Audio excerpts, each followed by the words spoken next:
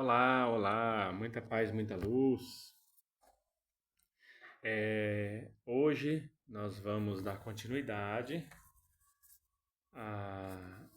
ao estudo que estamos fazendo o livro 100 Mensagens Mais Importantes de Jesus, editora Pensamento, do teólogo Franz Alt.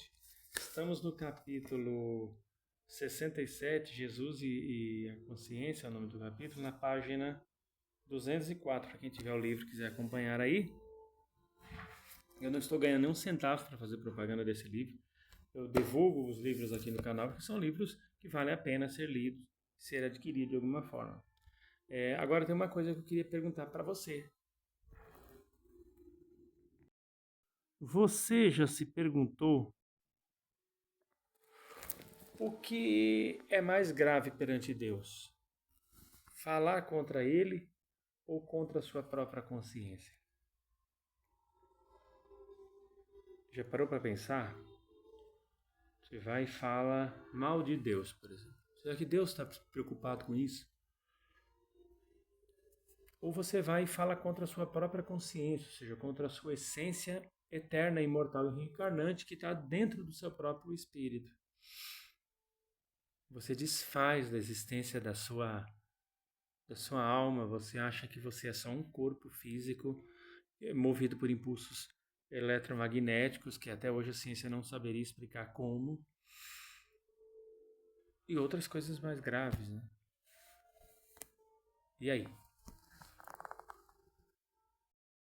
Porque dependendo da resposta que você der, você pode estar abrindo um precedente novo sobre o perdão divino. Então, não custa nada dar uma exploradinha sobre alguns dos ensinamentos mais profundos e pouco conhecidos de Jesus, porque as pessoas não têm muito o hábito de comentar sobre o que Jesus pensava sobre perdão e consciência, mas algo traduzido direto do aramaico, não essa tradução que tem por aí, adaptada teologicamente para que se ganhar adeptos. E se você parar para pensar, tudo que nós até hoje falamos aqui sobre teologia foi no sentido de que Jesus não veio para criar seguidores cegos. Jesus veio para conscientizar, para libertar, para ajudar as pessoas a libertar e expandir a própria consciência. Jesus não veio para salvar ninguém, porque a salvação é individual. Essa ideia de um Jesus salvador de almas que morreu na cruz para livrar você de um pecado original que nunca existiu, mas que vem da ideia de um pecado original lá de Adão e que ele veio para cortar tudo isso, isso é de um Cristo mercadológico, é um marketing teológico para ganhar seguidores. Tá? É hora de você questionar isso e se realmente Jesus veio para fazer o que as religiões dizem que veio fazer ou se ele veio realmente para fazer você buscar verdades dentro de você. Tá? É muito importante você ter esse discernimento, porque às vezes algumas religiões podem querer vender uma versão de Jesus, mas o verdadeiro Jesus, o que realmente passou pela terra e fez o que fez, ele pode ter dito algo diferente. Tá? Então, é muito importante fazer essa reflexão.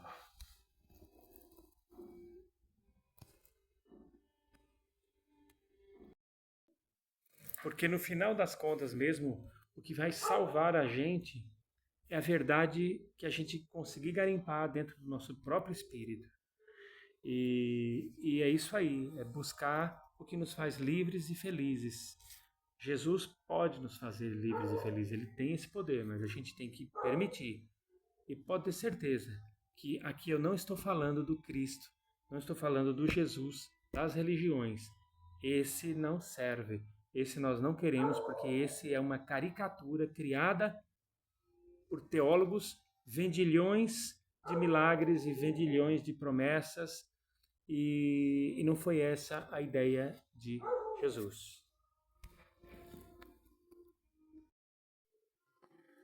Junte-se a nós nessa jornada de autodescoberta. Fique com a gente, compartilhe esse vídeo e vamos fazer parte dessa legião de buscadores.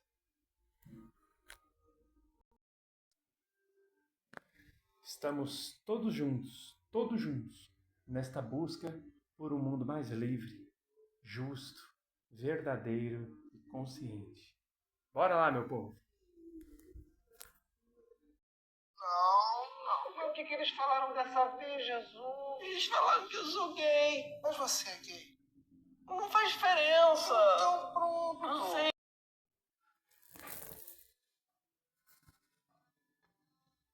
Muito bem, muito bem. Jesus é a consciência. Traduzido direto dos textos em aramaico para o alemão, do alemão para o português. Vamos lá. Por quê? Porque o Franz Alt é alemão. Todo aquele que falar contra mim poderá ser perdoado por Deus. Todo aquele que falar contra a sua consciência não poderá ser perdoado por Deus. Todo aquele que confiar em Deus poderá ser reanimado por Ele. Todo aquele que não confiar em Deus não poderá ser reanimado por Ele. Está em Mateus, capítulo 12, versículo 32, Lucas, também capítulo 12, versículo 10, e Marcos, capítulo 3, versículos 28 e 29, no texto aramaico. Você não vai encontrar esse tipo de tradução em qualquer lugar. Tá? Aqui, o teólogo Franz Alt comenta assim, ó, por acaso vocês, caros leitores, já encontraram alguma ocorrência do termo consciência nos 4 evangelhos? Os tradutores gregos devem ter sentido um medo enorme dessa palavra central na mensagem de Jesus, pois a evitavam como um diabo foge da cruz. Está aqui uma expressão entre aspas. Nas 3 passagens citadas acima, o vocábulo não aparece no texto grego oficial, embora tenha sido justamente o que Jesus quis dizer. É difícil conceber uma falsificação mais brutal e fundamental do mundo de pensar de Jesus. Os falsificadores o enganaram e mentiram para nós. Pois todo o programa de Jesus, o programa evangélico dele, era impregnado de perdão, confiança e consciência. Perdão, confiança e consciência. Não há nenhuma dúvida. Não são leis, os mandamentos, nem as autoridades eclesiásticas, políticas ou profissionais as questões decisivas em Jesus, mas apenas a consciência. Segundo ele, nossa consciência é mais importante do que nossa carreira. Provavelmente, hoje, o que o mundo mais precisa é de uma revolução jesuânica da consciência. Quando se fala em revolução jesuânica da consciência, está exatamente em você ter a consciência de que Jesus falava direto para o coração das pessoas, sem intermediário. Não existe a necessidade de um sacerdote para colocar você em contato com Jesus. É claro que se você está reencarnando hoje, quero dizer, né, você está aí nessa encarnação, jovem, e não tem uma base cristã, você precisa de alguém com um pouco mais de experiência para lhe passar algumas bases, mas aí o certo seria essa pessoa passar realmente o mais original possível para você, para que, a partir de estudos, você tire as suas próprias consciências do que aquilo é importante para você. Isso é libertador. E não alguém ficar buzinando em cima de um púlpito, blá, blá, blá, blá, blá, blá, blá, blá e blá, em cima do seu ouvido ali, fazendo você acreditar só no que ele ou ela ou a instituição daquela pessoa quer que você acredite. Vocês entenderam? Consciência é primeiramente você saber que você e Deus são um só.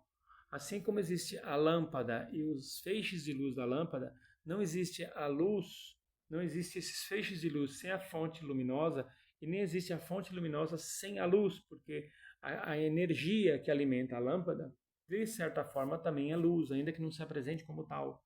Ela gera aquilo, portanto, a extensão daquilo, a extensão do que gera a luz da lâmpada é a própria luz numa outra apresentação diferente, numa outra característica diferente. Talvez você não veja aquilo como luz, mas por gerar luz, também é luz. num outro aspecto. Então, você que está vendo esse vídeo, vós sois deuses. Você é extensão do próprio Deus. Quando você tem essa consciência, você começa a entender que os sacerdotes não são tão importantes assim para conectar a gente ao sagrado. Eles podem ser importantes, sim, no sentido de nos ensinar coisas que nós não temos ainda experiência para lidar com aquilo, mas um dia teremos. Porque eles vivem daquilo geralmente 24 horas. Eles dedicam boa parte, se não, ainda que tenham um emprego fora do sacerdócio, mas geralmente a cabecinha está voltada ao sacerdócio, onde quer que esteja.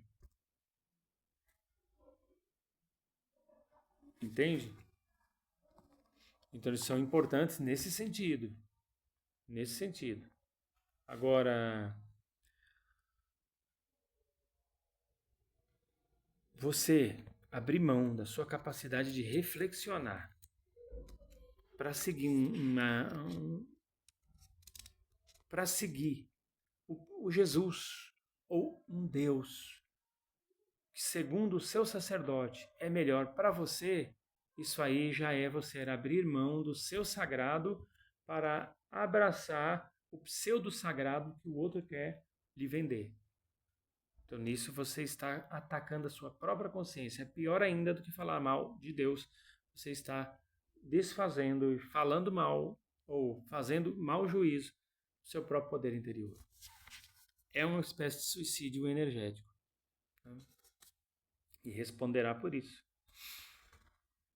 Jesus não queria ser político. Capítulo 68, página 206. De que serviria ganhar todos os homens e em seguida prejudicar a mim mesmo? Mateus capítulo 16, 26, Marcos capítulo 8, versículo 36 e Lucas capítulo 9, versículo 25. Isso tá do aramaico para a atualidade. Aí o teólogo aqui fala, o Fanzalt, nos Atos dos Apóstolos, os discípulos perguntaram a Jesus pouco antes dele partir: Senhor, restaurarás tu neste tempo o reino a Israel? E ele lhes respondeu: não vos pertence saber os tempos e os prazos que o Pai estabeleceu em seu poder, mas recebereis a força do Espírito Santo, que há de vir sobre vós, e sereis minhas testemunhas, tanto em Jerusalém como em toda a Galileia e Samaria, e até os confins da terra. Sereis minhas testemunhas. Aqueles discípulos eram testemunhas de Jesus, e se você conhecer, sentir, deixar acontecer dentro de você a proposta verdadeira e libertadora de Cristo, você se torna uma miniatura do próprio Cristo sobre a terra, levando adiante a mensagem de Jesus, ou seja, você se torna um cristão. Continuando aqui, ó. Essa passagem que eu acabei de ler aqui está em Atos dos Apóstolos, capítulo 1, versículo 6 a 8. Agora, dá uma olhadinha nisso aqui. Quase todas as pessoas que conviviam com Jesus esperavam que ele se tornasse um Messias político e libertasse militarmente Israel do terrível jugo da ocupação romana. Sem dúvida, era um homem carismático, com capacidades políticas, sabia entusiasmar as pessoas e conquistá-las com discursos inteligentes. Porém, para ter sucesso na política, teria de se comunicar de uma mesma maneira, teria que se comunicar de uma maneira totalmente diferente. Teria que se colocar no centro de seu discurso e de seu programa a fim de conquistar todo o povo judeu. Teria de conduzir guerras, tal como fez Maomé 600 anos mais tarde. Mas ele preferiu incentivar a paz. Teria de prostrar-se perante o diabo, mas quis cumprir a vontade de seu pai. Não quis proteger seu povo, e sim servir a todos. Continuando aqui o que diz o teólogo: não quis causar nenhuma ferida, mas curá-las. Somente assim é possível servir a Deus. Somente assim se reúne o que habita todo ser humano. Somente assim se reúne o que habita todo ser humano, o divino, aquele que nos une. Este era o núcleo da nova postura espiritual de Jesus. A partir de agora, podeis dirigir-vos a Deus como um filho se dirige à própria mãe. Essa, e apenas essa, era a sua mensagem e sua missão. Os homens devem tornar a ser filhos da confiança. Confiar em Deus, mas não necessariamente cruzar os braços. Tá? O reino de Jesus era o mundo espiritual. Meu reino não é deste mundo, disse ele a Pilatos. Sentia-se chamado a um reino interior, destinado a todas as pessoas em todo o mundo, e não como rei exterior de um único povo. Jesus não almejava nenhum poder político. Ao contrário, queria indicar caminhos à humanidade. Ou seja, por esse e outros motivos, ele foi rejeitado e não identificado como o Messias aguardado pelos judeus lá no Velho Testamento. Aquele Jesus aguardado pelos judeus do Velho Testamento ainda não veio. Hoje, dia 6 de abril de 2026, não veio ainda aquele Messias dos judeus. Eles estão aguardando. Portanto, aquelas religiões que costumam misturar o Velho Testamento com o Novo, e ao mesmo tempo que está falando do Novo Testamento, pega trechos do Velho e faz uma embolada geral e joga para frente, e o povo cai nessa, não dá para saber quem é pior, se é quem está seguindo ou quem está fazendo essa lambança teológica através de discurso ideológico. Tá? O Velho Testamento e o Novo Testamento, eles conversam muito pouco entre si. Muito pouco. Se você pegar alguém fazendo discurso do Velho com o Novo Testamento, querendo lhe fazer crer naquilo que está sendo pregado, tome cuidado com este tipo de gente. Ela pode estar lhe distanciando bastante da verdade. Tá? Mas eu tive num lugar desse, depois a pessoa lá colocou mãozão na minha cabeça e eu fiquei curado num negócio.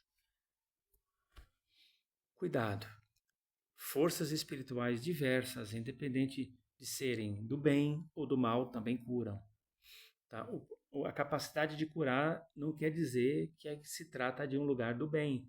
Não quer dizer que aquela pessoa está acompanhada por espíritos do bem, porque seres trevosos também fazem curas extraordinárias, admiráveis. E seres trevosos adoram pessoas que fazem discursos religiosos com finalidade totalmente ideológica para induzir as pessoas a alguma coisa, a crer somente, única e exclusivamente naquilo ali que aquela doutrina está pregando. Tem até doutrinas que acreditam em reencarnação, que chegam a dizer que o Espírito Santo de Deus, ele é, na verdade, a própria religião criada na França, lá por uma determinada pessoa, que eu não vou citar o nome. E essa religião criada na França, que aqui no Brasil foi transformada em religião, na França era apenas uma filosofia e uma ciência, se é que podemos chamar de ciência, empírica, totalmente empírica. E aqui no Brasil, né, virou religião. E aí tiraram o lado científico, deixaram um verniz filosófico e empurraram teologia cristã ortodoxa, no sentido ortodoxa não da igreja primitiva, ortodoxa no sentido desse cristianismo aí distorcido e pregado desde o tempo do Império Romano.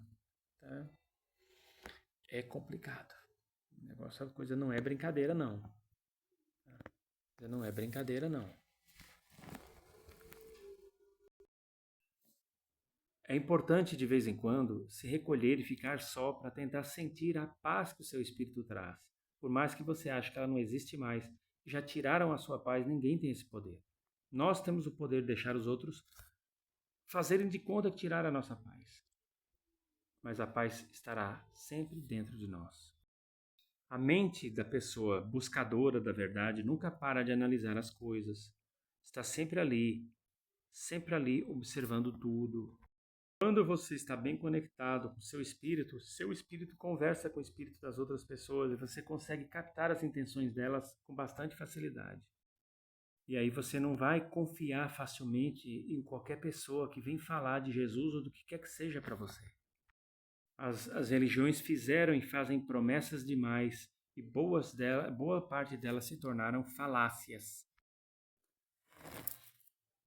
O verdadeiro cristão é aquele que, apesar de ter sofrido pra caramba, não deixou o sofrimento azedar a sua alma. E ao invés de se tornarem amargas, se tornaram complacentes, mais compassivas com o próximo. Isso é cristianismo. Isso e outras coisas desta mesma vibe. Tá bom? Eu vou parando por aqui. Nós voltaremos a falar mais desse livro aqui, As 100 Mensagens Mais Importantes de Jesus, tá? Do autor teólogo Franz Alt.